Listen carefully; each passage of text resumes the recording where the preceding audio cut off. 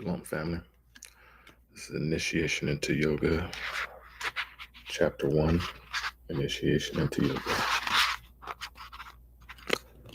One of the greatest obstacles to finding of truth is the belief current among religious people that truth is written down in some book or books which constitute the sacred scripture for them. The Orthodox Christians consider the Bible to be the inspired word of, the, of God in spite of its making a number of statements of facts which are quite certainly incorrect. And Orthodox Hindus say that the Vedas are apaurusheya, which presumably means that they have no human authors, in spite of the fact that they are quite obvious the compositions of certain rishis. Similarly, every religion and sect has its holy books, which are taken on trust without question, although a great deal of ingenuity has to be expended upon attempts to make their statements square with knowledge derived from other sources. It is by no means intended here to depreciate those ancient writings, some of which are among the most inspired productions of the human mind and contain realizations and intuitions which are of great help to a seeker. But it cannot be too strongly emphasized that an attitude of blind acceptance of what is written in any book is definitely harmful and effectually serves to prevent the attainment of truth. It is sometimes argued that even if a book in question were not written by God, whatever that may mean, they were the work of great seers whose knowledge was far greater than ours, and so should be accepted on trust. But this too will not do. In the first place, we do not know who did actually write those books. It may have been the seer himself, or it may have been one of his disciples, which and only partially understanding of his master's teachings. It may even have been made up by some one who wished to gain a hearing for his ideas by fathering them onto a great name. It is, for instance, preposterous to suppose that Vajra, the Hindu sage, wrote all that appears nowadays in his name. The whole set of Puranas and epics, with all their mutual contradictions, not all the ingenuity of the Benares Pundit can reconcile satisfactorily. In the second place, we know for a fact that during the transmission of the books through all the centuries that separate us from their authors, all sorts of corruptions have crept into the text. Important passages have been dropped out, and new passages have been inserted. In the third place, even if we assume that in the book in question we have the exact words of the original seer who wrote it, it is still not desirable that we should accept it blindly. The words of the book are not the truth he saw, but the verbal expression of it that he judged suitable for the time and place. Every day we see that words mean different things to different persons, and it is absurdly optimistic to suppose that the words addressed to disciples 2,000 years ago will convey the same meaning to us today. Moreover, the idea that a statement in a book that constitute knowledge is an utter absurdity. The books contain a number of black marks on white paper, or the equivalent, and what these marks signify to us depends on the ideas in our own minds. and they in turn upon the experiences we have gone through. Without having lived through the appropriate experience, it is quite impossible for us to understand in any real sense the meaning of what is written in any book, no matter who the author may have been. I repeat, however, that it is not intended to depreciate the study of the ancient scriptures. I, for one, have derived great benefit from such study and would be the last person to wish for a general bonfire of scriptures. What is wanted, however, is not blind belief but intelligent study. Belief, as the word is usually understood, is an irrelevance, a futility, and a hindrance. The mind is the mirror of the universe. If that mirror is kept clean and not distorted, it gives a picture of the world which, through, though as it were, a two-dimensional rendering of a three-dimensional reality, is yet a perfectly true one. The mind works perfectly upon its own level. It is a wondrous mirror extending throughout the universe. But if if its bright images are to correspond with the facts, it is essential that it should not be distorted in any way.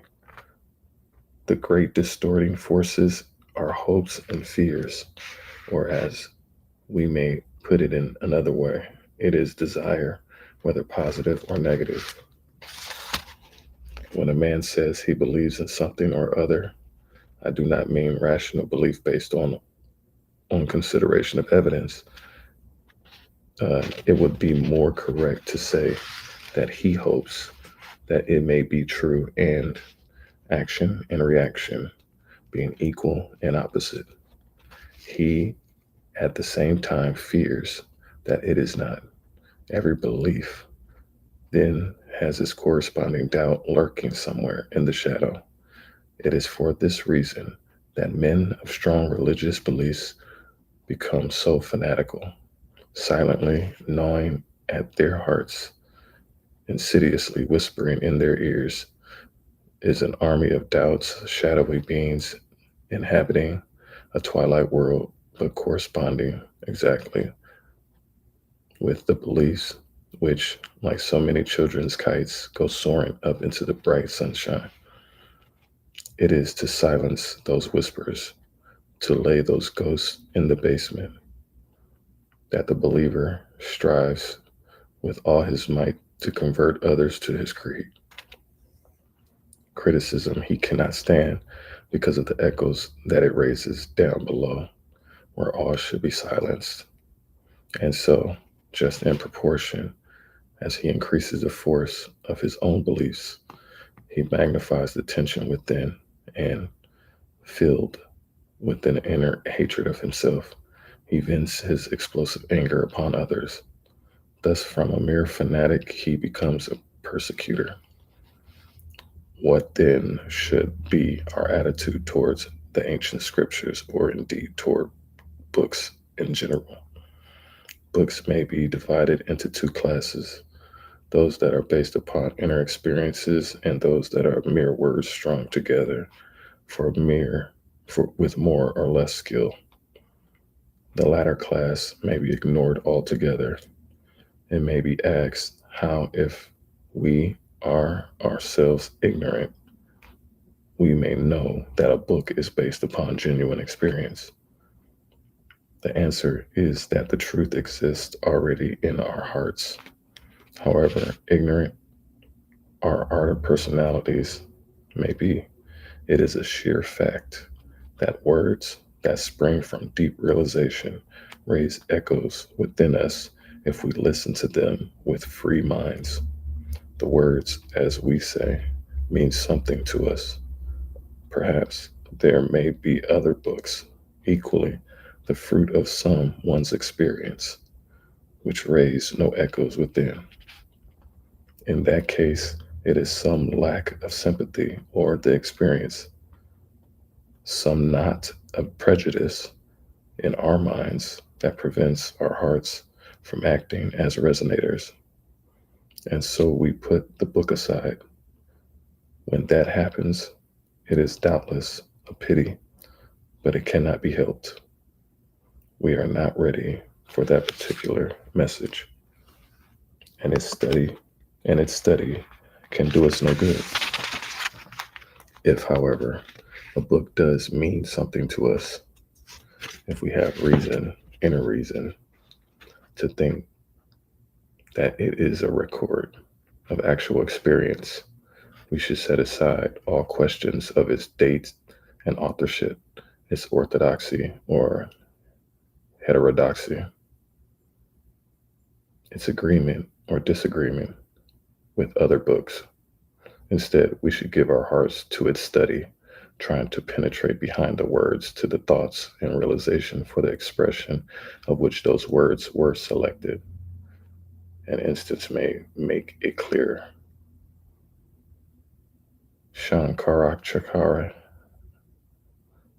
is, as is well known, affirming that everything is the self, Atma, while the Buddha proclaimed as the essence of wisdom the perception of the non self nature, Nairatmaya, of reality. The average reader has either already taken sides upon the subject and so treats one of the views as simply wrong, or else considers it a matter for argument and debates it with himself or with others, hoping thereby to arrive at the truth. But this is quite the wrong procedure. We must remember that reality is not labeled so that a man who has seen it has merely to read the label correctly and all is well. Reality is beyond the mind and its labels. We affix them for our own convenience, but it is we who made them, and they are never more than symbolic finger posts pointing the way to what is beyond. Moreover, they are symbols that mean different things to different persons. Instead, therefore, of assuming self Atma and non self Anatma are things of which one is true and the other false. We must remember that they are attempted descriptions in words of some characteristic of what it was experienced without words. Instead of asking which is the true description, we should try and understand what characteristics is it was of the experienced reality that led Shankara to use just the term he did, and what the characteristic which led to Buddha to use its apparent opposite. We shall find, we shall then find there is no contradiction, for in fact, they are not talking for the same characteristics at all. I have said so much about books because nowadays, at least, books form the usual starting point of the search, and it is important that in using them, we should use them correctly and not incorrectly, for in the latter case, we shall merely fill our heads with empty notions. The truth is within us, and books are only useful insofar as they crystallize and make manifest what is till then only obscurely known. Such a statement as God created the world is, for instance, entirely meaningless unless we have at least some idea of what we mean by God and what by created. It is hardly necessary to say that for most people who use the phrase so glibly, the words in question have practically no meaning whatever. If such a person is asked about the origin of the world, he will reply, God created it, and then if asked what he means by God, he will say that God is the creator of the world. This sounds almost too absurd to be true, but it is nevertheless a very common reply, and may serve as typical of a great many explanations which are completely circular. It is time now to pass from the subject of books to that of a teacher or guru. There is a current belief in India that it is impossible to make any progress of a spiritual path without the help of a guru. As a result of this belief, all sorts of mistakes are made. One type of person promptly gets himself initiated by the family guru, one who may be anything from a competent professional ritualist to an ignorant mouther of formulated humbug. Another type goes to a famous guru in one of the great pilgrimage centers, such as Benares, Brindaban, and Ayodhya, and for a suitable fee, gets himself enrolled among the army of the great man's followers. A third, non unreasonably dissatisfied with the observed results in the two former cases, wanders about in search of sadhus, of whom he usually sees so many that he finds himself unable to stick to any one in particular and wanders on hoping ever for the one unique Mahatma who, with a wave of his hand, will send the disciples' Kundalini spouting up like a fountain. Now, it is simply untrue that a man cannot make progress, even great progress, upon the path without the help of an outer guru. And though it is undoubtedly a help to have a suitable guru, it is certain that for most of us there is such that can be done, much that must be done by our own unaided efforts before the presence of an outer guru is necessary or even useful. This will become clear when we have seen who or what the true guru really is. The guru is the pure consciousness itself dwelling in the heart of every living being, and particularly that light as reflected in the sattvic buddhi, the power that gives a certain knowledge beyond all the doubts and hesitations of the mind. That light dwells in beings and speaks. That is why some traditions have termed it the logos, the word, in our hearts with the voice of conscious, though only too often we confuse its voice with various other voices that speak with louder accents. At this point, the reader usually smiles his acquaintance with various learned theories about race, hereditary, uh, parental influence, and Freudian superegos. I am not concerned here to enter into these bypaths, some of which are quite interesting to explore. In spite of them all, however, it is a sheer fact that there is a light within us which knows the truth, a voice which commands the right with absolute certainty. I am quite aware of the many volumes that have been written in criticism of such views. Views are matters of words, well or ill chosen, and so are liable to criticism, well or ill founded. Facts, the facts which views are intended to explain, are quite another thing. They are not open to criticism. Whatever may be said in criticism of the above will be criticism of the words with which I have expressed it. The fact is there. State it how you please. That is why Shiva, the Atman, or universal self, is said to be the Jagadguru, the Jagat Guru, the teacher of the world. And that, too, is why it is said that the Guru is the same as God. A true statement which has enabled a lot of rascally humbugs to get themselves paid divine honors by their dupes. The guru is the same as God because the guru is God.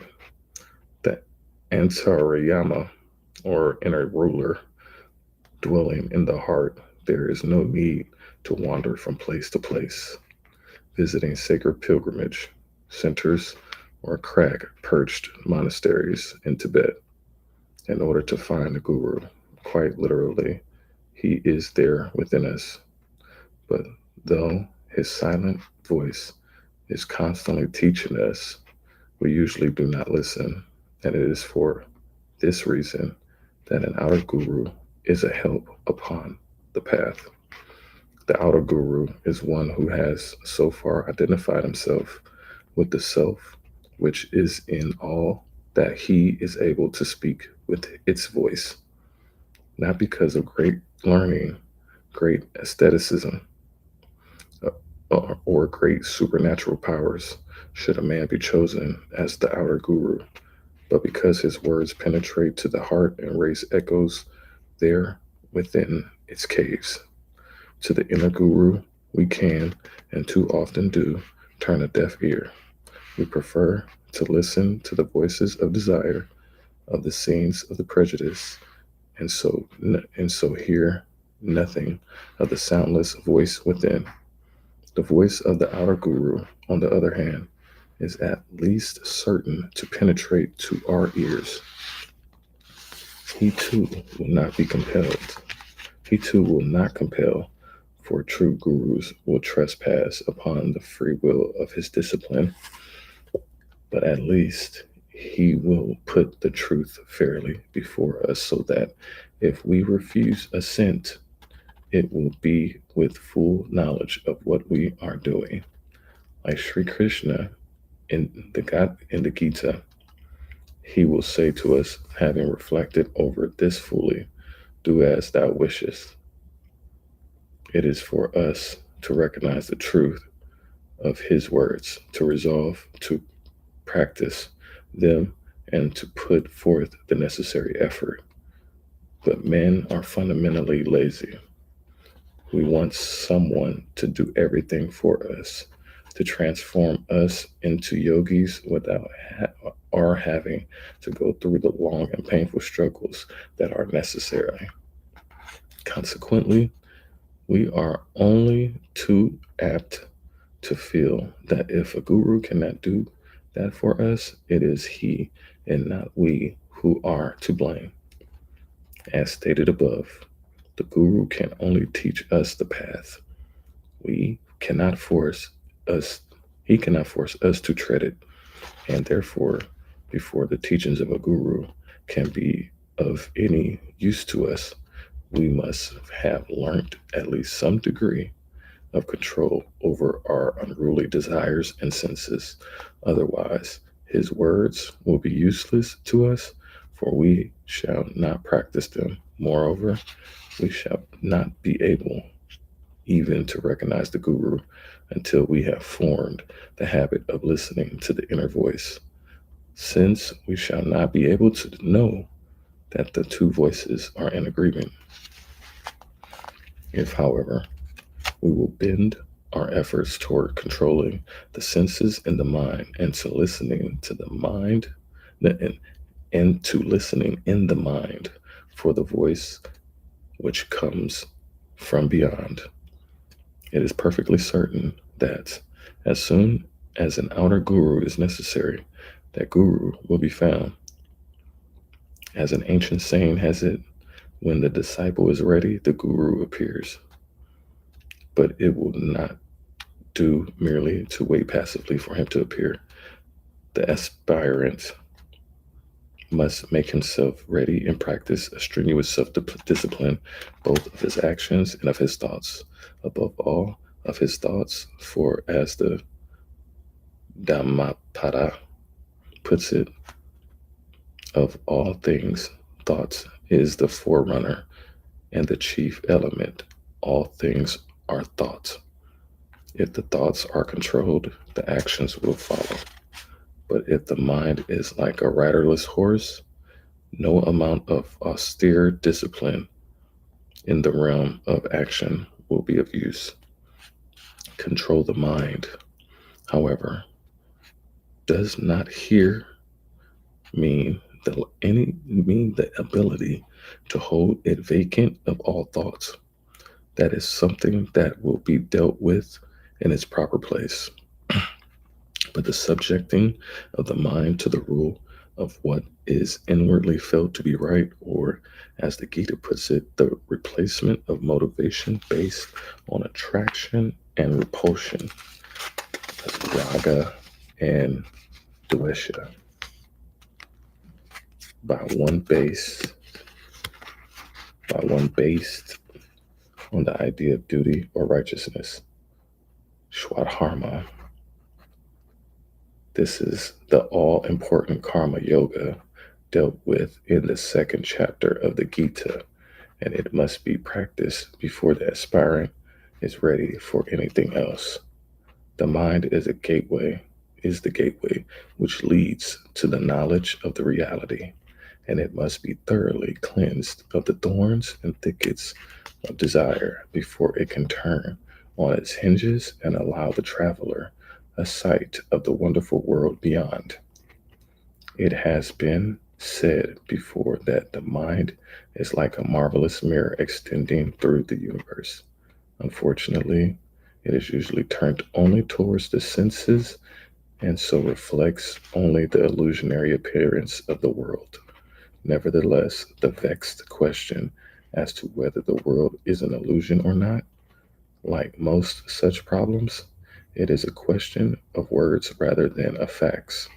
The fact is that the world of common sense experience, the world of solid material objects, of separate individual selves, is not the true world. Call it what you please.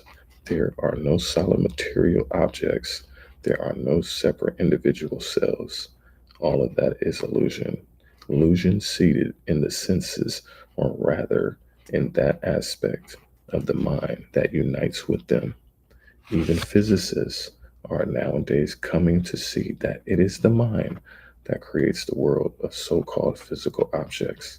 Philosophers, even in the West, have seen it long ago, and though the words in which they expressed their insight were usually, if not always, inadequate and so liable to hostile criticism, yet it must be always borne in mind by the truth seeker that insight does not stand or fall by the words in which it is expressed. This is one of the most important things for us to learn.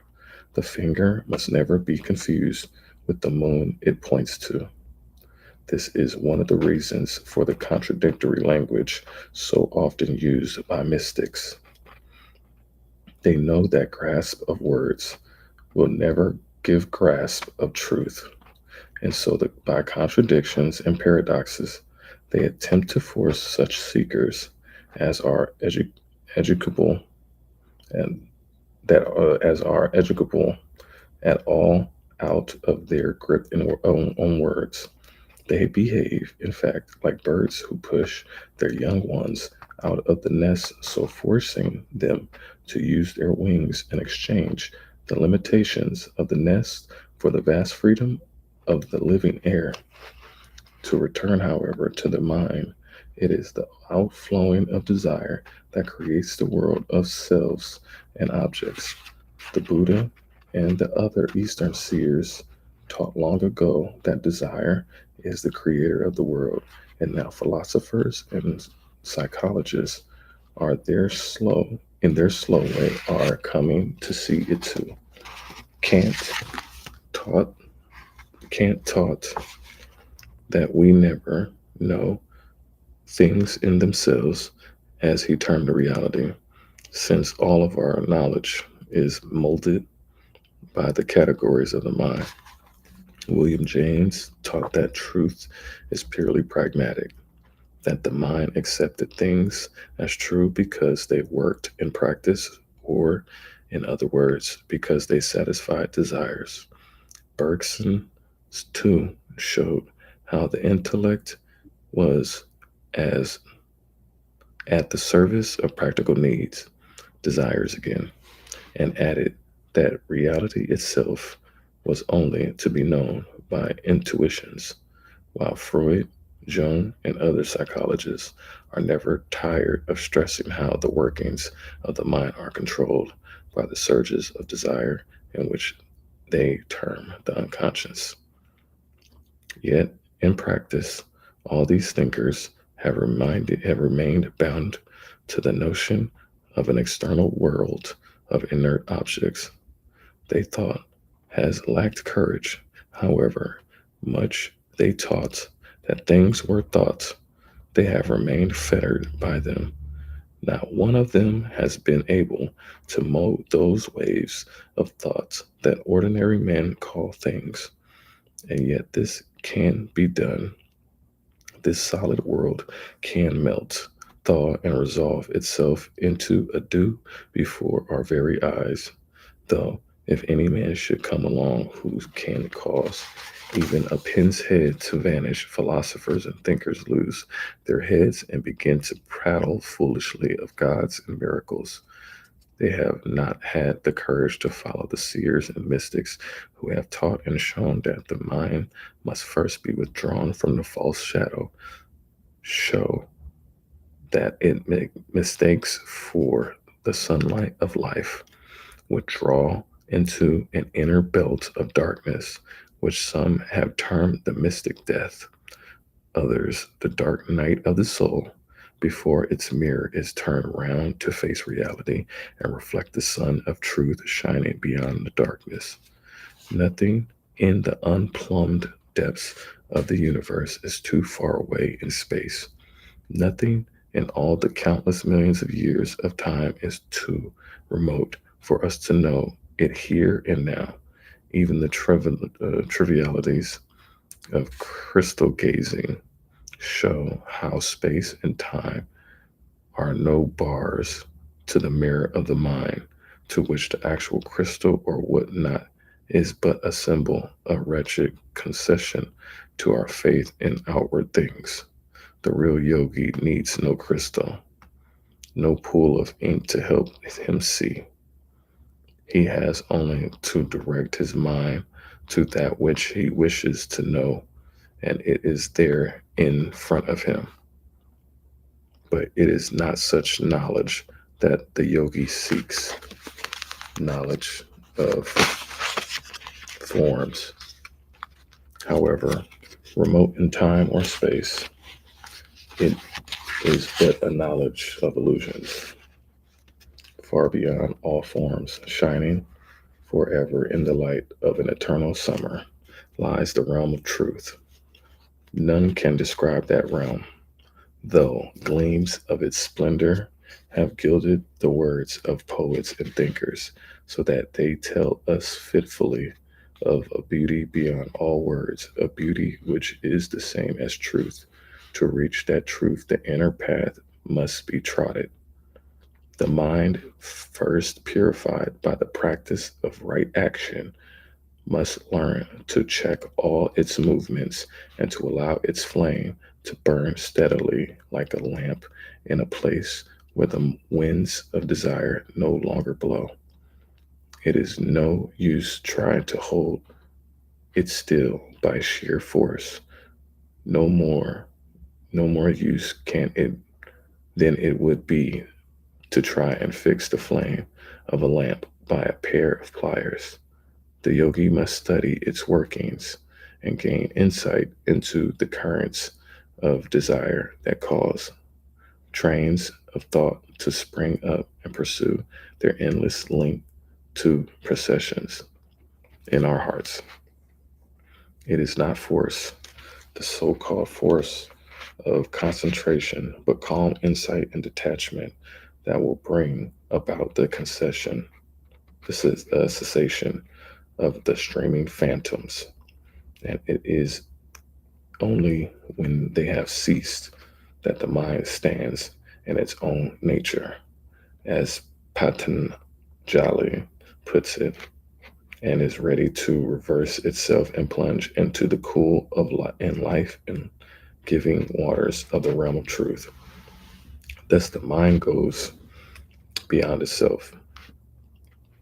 The drop merges with the shining sea of light. Yet, since the whole is mirrored in the drop itself becomes the sea, no longer self but all. In the preceding pages, it has been urged that there does actually exist a path of treading of which leads to full knowledge of the truth. It is a path that has existed in all ages and in all countries, though the names by which it was known have differed widely. The quest of the Holy Grail, the search for the elixir of life, or the philosopher's stone, the Devayana or pathway of the gods are terms for the same path, the knowledge of which has always existed and may be found hidden beneath the symbols of sacred books, carved in stone in ancient monuments, cunningly concealed in the apparent fantasies of alchemists and echoing feebly in the rituals of Masonic lodges. In some lands, it has been forced underground by the embattled powers of established churches and forced to disguise itself in intentionally obscure allegories, while in others, it was found that by setting it up on a pedestal for worship was something too holy to be trodden by anyone except the great saints of a distant past. It could be removed from the sphere of real life and the urgency of its message conveniently dimmed. Our present age of enlightenment has discovered the easiest method of all. No longer need it to be either suppressed or worshiped. It can be explained. However, in spite of the inquisitions, the temples, and the learned sciences of comparative nonsense, the knowledge still exists. The path which leads to it exists, and those who tread that path exist and form a brotherhood even when unknown to each other. Perhaps the only true brotherhood is a world maddened by hatred, greed, and stupidity. Although this path is the hidden basis of all religions, it was but little connection with any religion as such. This is clearly shown by the way in which its teachers were always rejected by the leaders of institutional religion.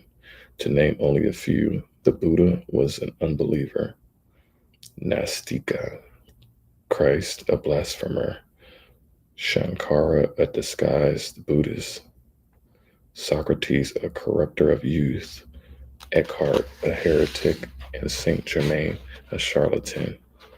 Such at least were the verdicts of their orthodox contemporaries. Only when the sharp edge of a teaching had been blunted by human stupidity, when used and want had enabled men to throw over the shoulders of the departed teachers the cloak of the defect respectability, only then was it possible for the mass of men to build their churches and temples to the teacher, to domesticate the divine fire in harmless household lanterns, and to replace the fiery wine of spirit with the lemonade of conventional piety. In the pages that follow, the term yoga has been used as a synonym for this path. But if anyone should dispute the appropriateness of the usage on the ground that it does not agree with the teachings of his favorite book on the subject, he is requested to throw this paper on the fire and return forthwith to his books. Lastly, it should be plainly stated that although this path is that of the alchemists who transmute base metal into gold, it is useless to expect it to contain any simple psychic tricks by which hatred may be transmuted into love, greed into non-attachment, and stupidity into wisdom. These transmutations can be, must be, and will be accomplished, but there is no easy, effortless, or mechanical way of achieving them. The path is one to be followed through many lives, and none of us are likely to go far upon it unless we care for it more, infinitely more, than we do for anything else in this or any world. In the few pages that follow, only the first steps are set forth, yet most of us will find they're treading hard enough. Apologies are offered to the reader for the imperfections, which assuredly do not belong to that on which it is based. The word yoga, as used here, signifies the method by which man can unite his infinite self with infinite being. Those who interest lies and scholarly discussions about Panjali's Yoga Sutras or other classical textbooks of yoga, which find nothing in to interest them. The line of approach here set forth is not based upon any of the classical authorities and indeed make no appeal to any authority save whatever may it may be found in itself. The path of yoga is an inner path, and too much concern with what others have said or written, especially when those books were written centuries or millennia ago, is apt to be more of a hindrance than a help. It is true that the great masters of yoga all over the world have, in their different ways, all said very much the same thing. But it is, although true, that they have, for the most part, said it in languages that are no longer current, in the words which have changed their meanings during the past centuries, though such of a general nature may undoubtedly be learnt from the study of the books, yet too much attention to them is apt to denigrate into the mere theorizing about the meanings of the words instead of trying to find out by actual experience what the facts really are. When it comes to real practice, we must drop the books, useful as they have been in giving a general direction to our aim, and adventure or for ourselves along the pathway whose gate is in our hearts. The first thing to be considered before setting out on that journey is its motive. The motives which impel man to the practice of yoga may be divided into three. The first is the desire to escape from the burdens of life. Such a motive, however, though it is generally thought to have the sanction of famous names, is very definitely an inferior one, for it is based on fear, and everyone knows that fear is a weakening emotion. In this quest, all the strength of the soul is needed, for as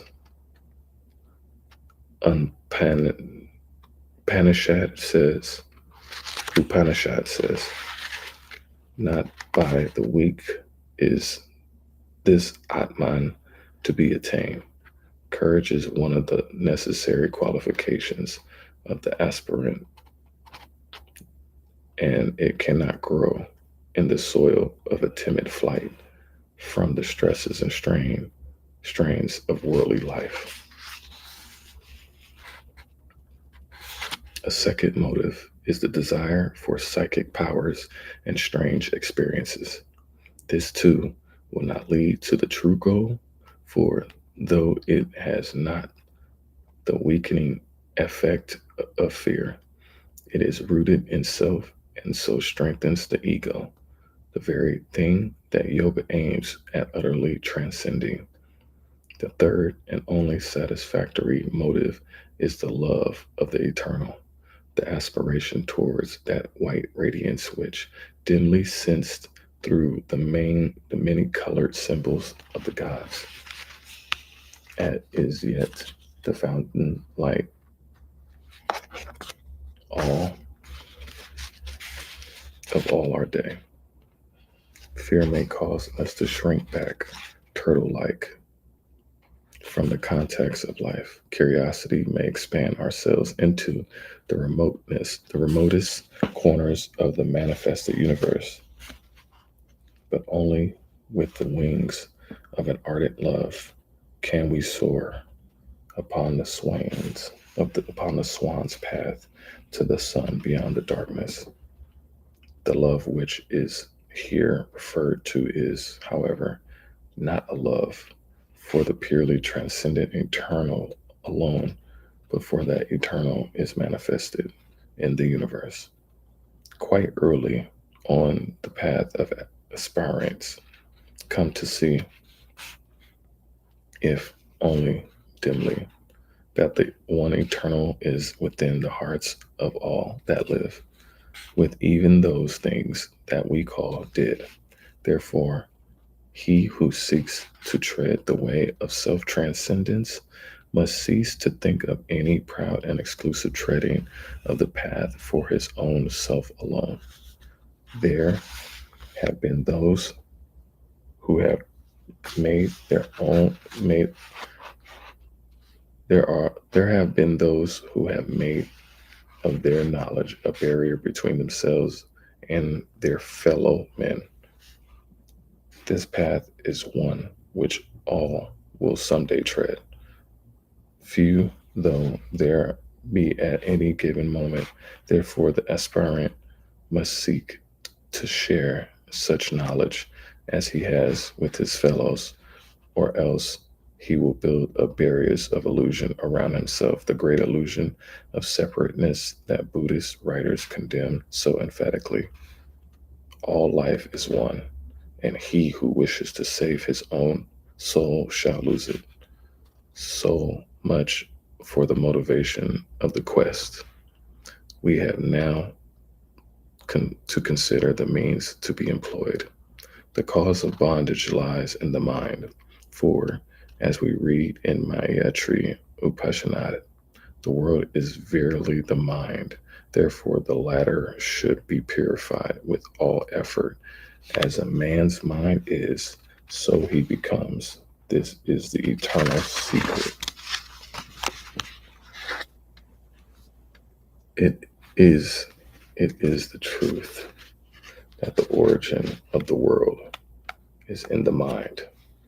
Though this does not mean, as certain naive subjectives have held, that the world is inside our heads. For heads and brains are themselves parts of the world. That mind which originates and embraces the world must, if considered as localized in space at all, be thought of as extending beyond the farthest confines of the starry universe. Within that mind, through the agency of what the Yogacara school of Buddhists termed constructive ideation, or better, constructive imagination, Abhutaparikpalkalpa, the whole world of objects floats in the void like clouds in a summer sky, or to quote the ancient simile, like the towered city of the Gandharvas seen in the sunset clouds.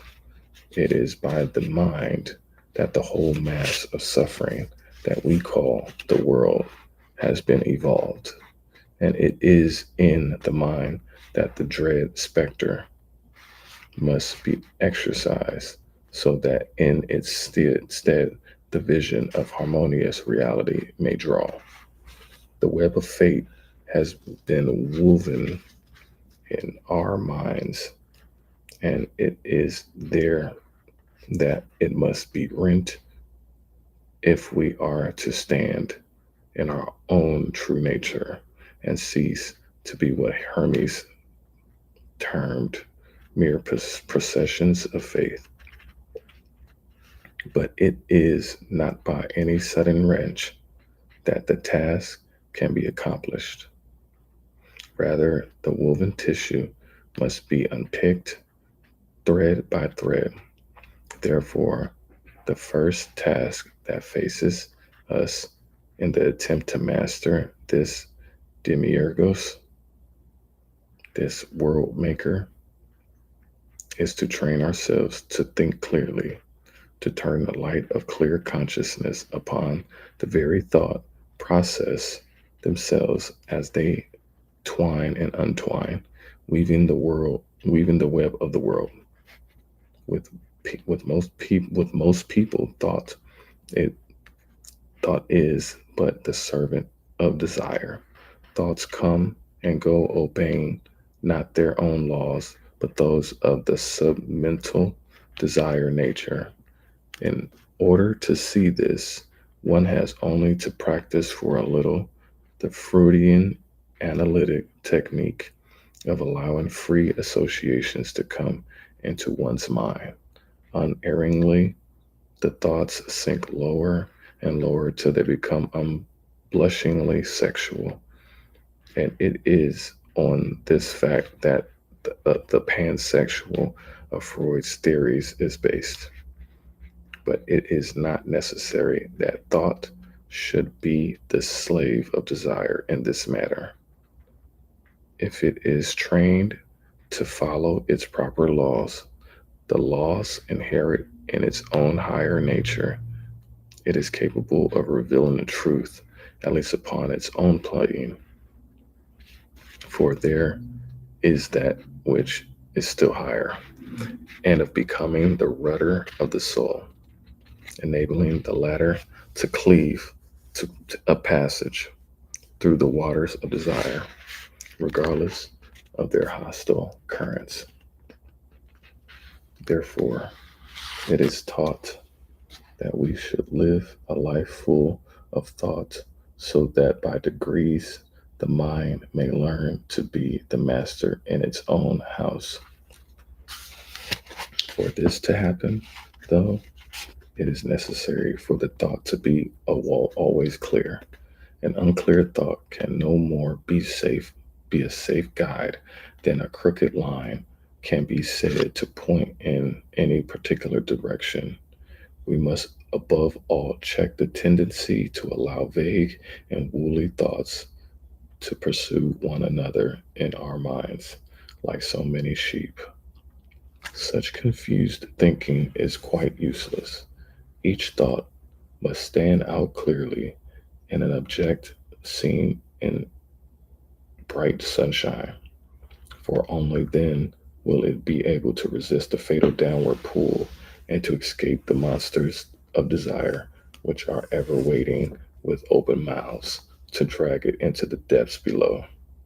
At the same time, care must be taken to guard against an egotistic pride and besetting vice of the ordinary intellectual, who is only too prone to fancy himself of being apart and to look down on those struggling beneath him with a tolerant contempt, saying perhaps there is no better way than patient scorn, nor any help for man, nor any stain of his whirling wheel. The aspirant must therefore guard himself carefully against any tendency to separate himself from his fellows. This can this he can do only by an effort of imaginative sympathy. He must strive always to feel himself into the hearts of those he meets in his daily life, to see things from their point of view, to feel the impacts of events and particularly the impacts of his own actions as they would feel them. In this way, he will learn to understand instead of blaming his fellow man, and will learn also that his enemies are not the villains that he previously supposed them to be, but merely rather foolish people, prone to deceive themselves about their motives as if he himself, training himself in this way, the aspirant gradually breaks down the barriers which separate him from his fellow beings and will acquire the power of thinking and acting in an egotistical manner. For he will no longer concern himself solely with his own point of view. His actions will become those which are best for all concerned, and his body will become an instrument for the fulfillment, not of his own selfish desires, but of all the needs of all, that which embraces all will act through him, though those for whom he acts may know it not. It is time now to return to the mind and its thought processes, for as as a Upanishad quoted above goes on to say, it is the mind that is the cause of the bondage or liberation of men. By listening to the voice of desire, the mind has led us into all this suffering. Its wings, its, its winged freedom has been the loss has been lost by stooping to the lure of the scenes, and its feet have become entangled in the sticky line. This being so, some have thought to free it by a forcibly aestheticism and torture the body in the hope of freeing the soul. This self torture may take many forms, from the crudely sensational fastings and bed of spikes to the more subtle Puritanism, which treats all bodily joys as something evil to be avoided. All such self torture, whether crude or refined, is a mistake. The mind is not, in this plane of existence, something entirely separate from the body. As the poet seer William Blake wrote, man has no body distinct from his soul. From that called body is a portion of soul discerned by the five senses, the chief inlets of the soul in this age. It is true that by weakening the body, visions and psychic experiences may result, but it is also true that those visions are deceitful mirages which have misled many. From the tormented body reacts upon the mind and warps in its vision so that it mistakes the distorted images of its own desires for truth. Many of the grotesque and fanatical cults that have arisen in the world owe their being to this very cause, and many a genuine mystic has lost himself among self creating illusions. The best means of freeing the mind is not by weakening the body, but by strengthening the mind itself by constant exercise. Whatever is not clear, whatever puzzles one in life, should be mediated upon constantly, or meditated upon constantly until the answer comes.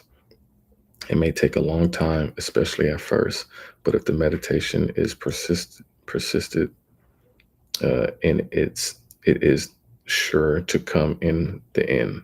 It is necessary, however, to be sure that the problem is clearly set before the mind and that its terms are clearly understood. There can be no answer to a question which, though lack of clarity in its terms, is really meaningless. If, however, the question is clearly framed and the meditation is persisted in untiringly, the solution is sure to be found. And what is more important still, the mind will be strengthened in the process. If, on the other hand, the attempt is given up because of its difficulty, and the subject is allowed to sink back into the limbo of unsolved problems, the mind will be correspondingly weakened. This strengthening and perfecting of the mind is of the utmost importance because it is the mind which is the gateway to the real consciousness. And as it is said in the Kathopanishad, by the mind is by the mind is it the Atman to be attained. This may sound strange to some who have always considered that yoga is the cessation of mental processes, and to others who have read that the mind is a great slayer of the real.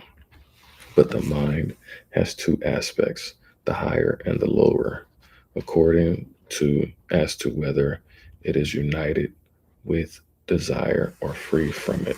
See Maitreya Upanishad 634.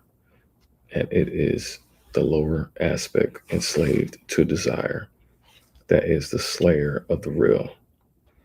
As for the cessation of mental processes, it is a sheer fact that such cessations is only possible when the aspirant is able to withdraw his consciousness through the mental door into the higher level beyond.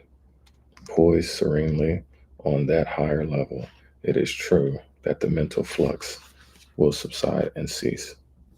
But all who have tried to reduce the mind to stillness will be aware of their failure to accomplish it except from that higher level. The first step, in fact, is to find out the mind. Whether everyone talks glibly of his mind and his thoughts, yet it is the fact that most of what passes for thinking is mere verbal habit, as the behaviorists would say, mere fragments of visual and other imaginary floating on the tides of desire. Though all considered they process minds, there are few who really know what it is they mean by the statement. And therefore, the first step consists of finding out by introspection what it is that we really mean by the mind. It is not necessary to be able to give a definition of it, but it is essential that the seeker should be able to recognize it for himself. To separate it out, it is mere, and to know in his own experience that what it really is, whether he can describe it adequately in words or not. Having found out the mind, found it in the sense in which one finds and recognizes the color red, indefinable though the latter may be, the next step is to detach oneself from it. One should ask oneself the question, who's in this mind and what is the I who found out and is contemplating it? Once more, a verbal answer is utterly useless. One must be able to view the mind as something quite separate and distinct, and then turn around, as it were, and see that actually is the viewer of the mind. It is not intended to give the answer here, both because the essential part of the whole process is that we should find the answers for ourselves, and because whatever verbal description might be given would mean quite different things to different readers. It must be seen by and for oneself. Having detached oneself from the mind, the next step is to watch calmly the flux of thoughts as they come and go. to observe them with the same impartial objectivity with which one would observe a stream of passerbys outside one's window.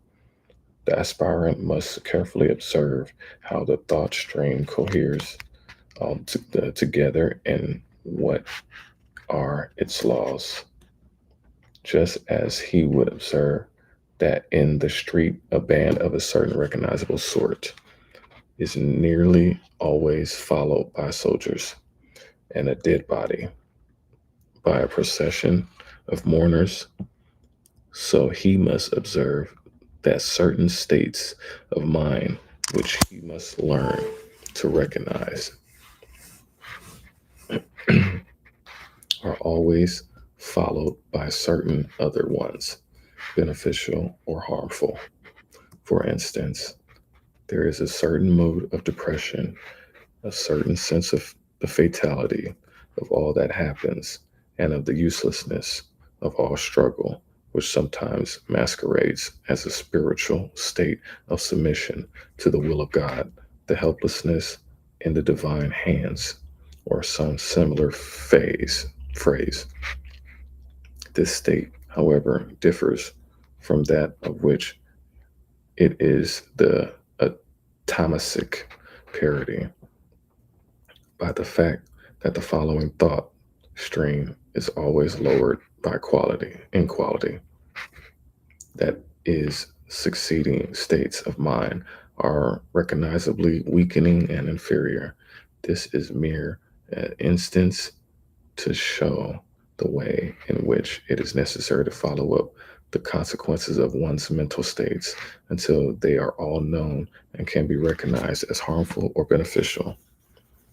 It may be added that the practice is not simply one for certain hours of meditation, but one which must be kept up at all times. It may also be observed in passing that this is the process that underlies all those classifications and analysis of mental states, which, in a rather tiresomely scholastic form, occupy a large part of Buddhist Abhidharma literature. But no book, no knowledge will avail. Each must know his own mental states by direct awareness for himself. It may also be added that if any reader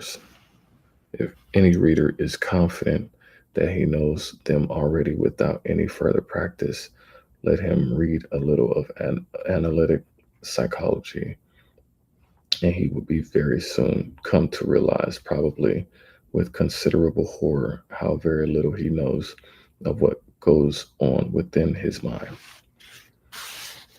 Having observed the varying result of the different thoughts and feelings that flow through the mind, the next step, an obvious one, is to bend one's energy to the task of guiding them. Mental states which are now known to have harmful effects must be nipped in the bud before those effects have time to manifest. And the easiest method of doing this is that of deliberately invoking their opposite states. Thoughts, on the other hand, which have been seen to be beneficial, should be encouraged. Once more, it must be emphasized that this is an individual process. No set of rules in books, no hard or fast ethical codes are adequate to replace living personal experience. There must be complete freedom from conventional ethical prepossessions if this practice is not to lapse into sterility. One habit in particular must be carefully checked, and that is the habit of allowing the mind to run on aimlessly from one thing to another, of letting it take sudden flights from one subject to another and then back to the first without any control at all.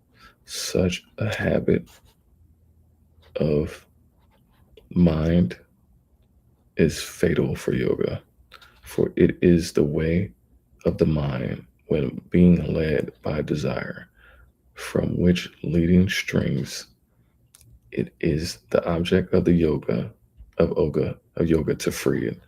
Deep and dark run those mainly unconscious currents, and when the mind is jumping about or drifting aimlessly, it is always a sign that their sinister guidance is in operation and should be checked. Whatever one is thinking about should form the sole object of the mental processes. And as said before, however, many times it may be necessary to come back. The effort to understand should not be abandoned till the problem becomes quite clear. Incidentally, the way to deal with a jumping or drifting mind is to stand back from it and observe where it is drifting to and why. Once it is found out, it will usually be relatively easy to bring it into control once more. Mere attempts to hold it steady by force are not likely to be very successful. As in the Japanese art of jujitsu, not brute strength, but skill is what is required. The next topic that must be discussed is one which has already been dealt with on a previous page, but which, on account of its importance,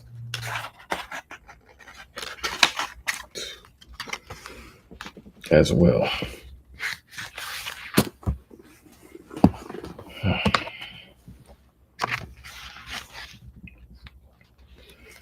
On its importance as well. As for the sake of completeness, must be touched once again. However, whenever the mind is faced by two alternatives, there is always present an intuition, even if it be but the dimmest sort of feeling.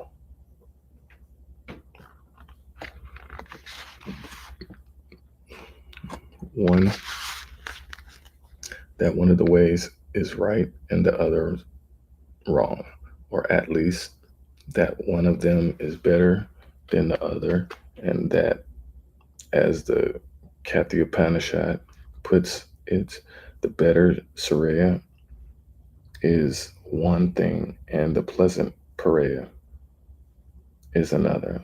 This intuition is always present, although if not cultivated, it remains dim and can easily blind ourselves to its presence. Nevertheless, it is of the utmost importance that, for it is the key to the door which leads from the lower mind to the higher and beyond. It must therefore be carefully cultivated and strengthened by paying attention to and following it, just as the trained ear of an engineer recognizes even a small knock in its engines when nothing is perceptible to the ordinary untrained ear. So the aspirant must be always ready to listen for that subtle inner voice, and having heard it, he must always obey and allow the intuition to guide his other mental processes. Only in that way can he rise to the constant to a constant functioning in his higher mind. The path is extremely difficult, and it is no wonder that many psychologists throw up their hands and proclaim that the mind is inevitably and permanently the slave of desire. But there is a way out of that slough of despond. And constant meditation along the above lines is the best way of treading it. We now come to the problem of the control of the senses, a subject which many consider should be taken up at the very commencement. In the classical statement of the four qualifications, however, Dhamma, or the control of the senses, follows and not precedes Sama, or control of mind. The senses are the offspring of the mind, as the the Sankhya philosophy taught long ago. They are the Indriyas, of which the mind is Indra or the chief. To attempt to control the senses before the mind is in control is like trying to bail the water out of a leaky ship without first stopping the leak. At this stage, however, they too must be brought under control, and this is done by keeping them under the guidance of a mind which it is itself controlled by the inner voice referred to above. This is also the method recommended in the Kathopanishad, where having compared the body to a chariot, the senses to the horses, the mind to the reins, and the buddhi, the inner intuition, the faculty giving certain knowledge of right and wrong to the charioteer. It goes on to say, he who is possessed of buddhi, whose mind always firmly adheres to that of buddhi, his senses are under control like the good horses of a chariot driver. It will thus be seen that the often advocated plan of attempting to control the senses first and then passing on to the mind is not only contrary to Upanishadic teaching, but is also contrary to the facts. Without control of the mind, sense control is an impossibility. But once the mind is trained to follow the inner voice, it becomes relatively easy. The senses should not be allowed to work at their own will in any random manner. Whatever is experienced through or by the senses should have a definite purpose, and that purpose should be clearly focused on in thought before they are allowed to work. Later on, the yogi will be able to withdraw his consciousness from his senses and will, leaving them perfectly inactive. But in these initial stages, the aspirant will find that difficult, if not impossible, and he may content himself with allowing them to act under the discipline of the mind. Above all, he should not try to kill out his senses by harsh treatment of them or by a forced inactivity. A wise moderation and not mortifying asceticism is what is needed. The latter has most disastrous results. For while the outer senses are being deadened by torture, the inner senses, those that are manifest in dreams or fantasy, run riot and destroy all peace within the mind. That is why aesthetics of the type of the famous St. Anthony are always subject to illusions of being persecuted or tempted horribly by devils. Aestheticism is not yoga. It never does one see in the eyes of the typical aesthetic that calm, poise, and inner serenity. That is the mark of the true yogi. It should never be forgotten that the inner senses, which are connected, which what some modern psychologists term the unconscious, will take a frightful revenge for any forcibly suppression of their of outer brothers. Neurosis will certainly, and even insane insanity may easily follow any such misguided attempts. Certainly, no inner peace can be attained by such methods. Instead of an outward suppression, the aspirant should try to understand why it is that the senses desire to function in a particular manner, directing his control, directing his control over the mind, directing his controlled mind upon their workings. He should calmly observe whether the particular activities are followed by good results or bad, allowing the former quiet freely, undeterred by the thought that the pleasure resulting in a sensuous one, and checking the latter by the power of his mind. In this, as in other matters, he will do well to follow the wise practice of the Buddha when in following after happiness or after sense objects, I have perceived that bad qualities developed and good qualities were diminished. Then I have considered that that happiness or those sense objects are to be avoided, while when I have seen that the reverse is true, I have considered them fit to be followed after. Dikya Nikaya 21, somewhat abridged.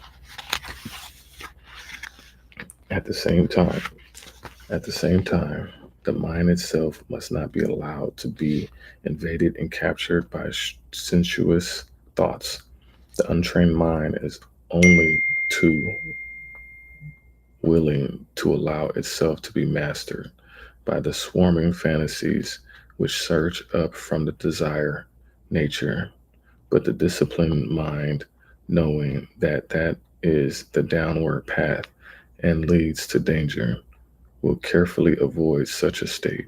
And however active the inner or outer senses may be allowed to be, will maintain its own watchfulness, calm and untouched by the sense life below.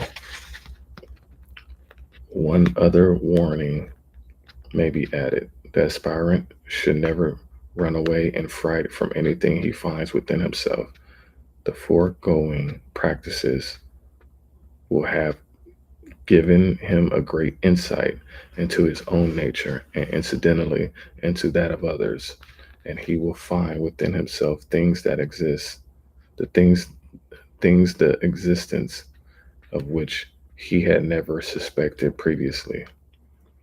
Much of what he sees will be of a highly unpleasant sort, for if it is true that within us all is a God, it is no less true that there is a devil there as well. The devil that is latent even in the most saintly of ordinary men, but however horrible a form it may wear, and however aghast he may feel at the realization of its presence within him, whatever he sees in his heart must be faced with perfect sincerity and fearlessness.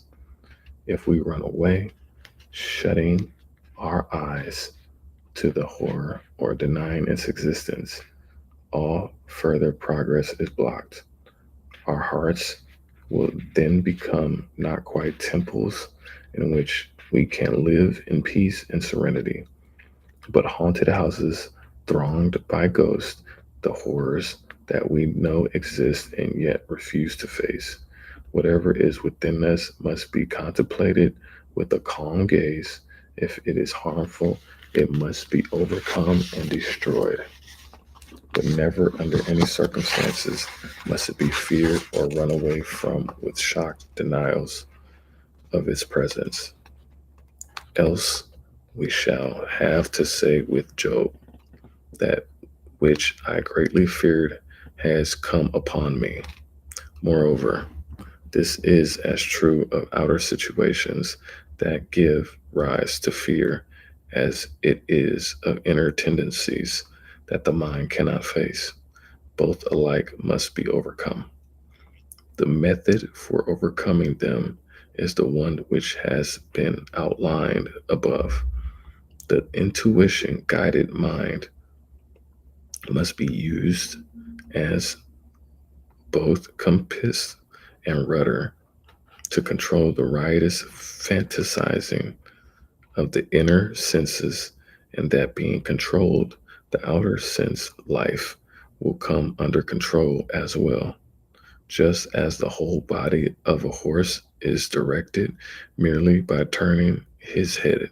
To give just one example, many aspirants fight a continuous losing battle against their sex desires simply because they try to control the outward manifestations while allowing the inner fantasy to play freely. The more they check themselves without, the more riotously surges the fantasy within. Whereas, if they would first control the latter, the former would come quite naturally and easily heal. Finally, the aspirant should take care to guard himself against any feeling of disappointment. This is one of the greatest snares on the path. The path is an arduous one, for the whole personality has to be remade so that it is centered above and not below. When we consider the countless lives we have spent upon the downward path and the fact that our whole environment, social, literary, and scientific, is, in the majority of cases, of such nature that it hinders rather than helps or struggles, it is a small wonder that progress should be slow. All around us are those who say that the task is an impossible, even a chimerical one, and urge us to be content with lies of the senses. Even the so-called religious person are of little help, for they say one thing with their lips but fear its opposite within their hearts. That is why it is inevitable that from time to time gray and despondent thoughts should steal into your heart, whispering that in all these years of practice, no progress has been made. But the seductive whispers are false, and he who has strengthened his mind by yoga knows that they are false. If he will follow his proper technique and examine the causes of the rising of these moods, he will find that they invariably arise from self-centered controls, self-centered thoughts, hankerings after recognition, supernormal powers, other outward shows which have taken advantage of a weakened mental control, perhaps through fatigue or slight ill health, to revenge themselves of past suppression by blackening everything within their reach. Essentially, the mechanism is the same as that seen in the town in the small boy, and would it were and would it were only in small boys who become peevish and will not play because in reality some cherished and unspoken desire of his has been thwarted. Here again, the strengthening of the mind by constant practice of the yogic technique is a great remedy for these black moods. The finest timber comes from the slowest growing trees. He who expects to blossom into a yogi in a few months or even a few years of practice is bound to be disappointed and had better leave the whole subject alone.